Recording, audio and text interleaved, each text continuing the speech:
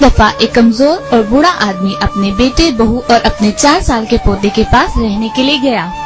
कमजोरी और बुढ़ापे की वजह से उसके हाथ कांपते और नजर भी सही नहीं आता था। कांपते हाथों और नजर की कमजोरी की वजह से बूढ़े आदमी को खाना खाने में मुश्किल पेश आती थी। अक्सर खाना खाते वक्त उसके हाथों से चम्मच गिर जाता या कभी पानी का भरा गिलास। बहू और बेटा रोज रोज ये सब देखकर तंग आ चुके थे। बेटे ने बहू से कहा कि अब्बा जान का कुछ करना पड़ेगा। हर रोज ये सब देख देख कर मैं तंग आ चुका हूँ।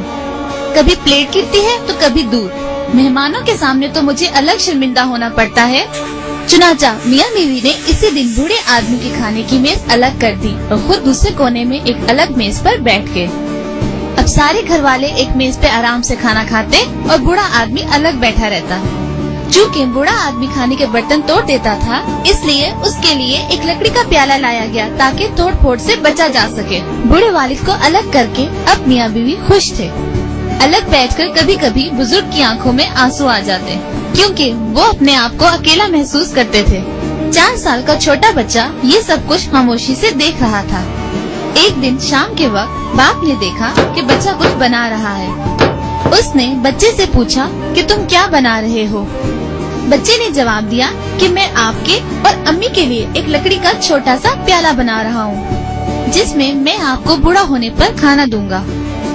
ये कहकर बच्चा मुस्कुराया और दोबारा काम में मसरूफ हो गया।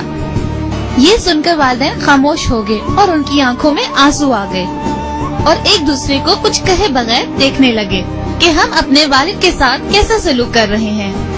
उसी शाम बेटा खाने के वक्त अपने वालिद का हाथ पकड़कर सब घर वालों के साथ एक ही मेज पर ले आया। चुनाचा इसके बाद मियाँ बीवी ने किसी बात की परवाह न की और हर वक्त उनकी दिलजोई में लगे रहे। बच्चे बहुत नाजुक और मासूम होते हैं। उनकी आंखें जो देखती हैं, उनके कान जो सुनते हैं, उनके दिमाग में वही बात नक्श हो जाती है और वो वही करते हैं। अब हम सबको ये देखना चाहिए कि हम अपने बच्चों को कैसा माहौल दे रहे हैं, क्योंकि उन्होंने इसी रवैये को अपने लिए अपनाना है।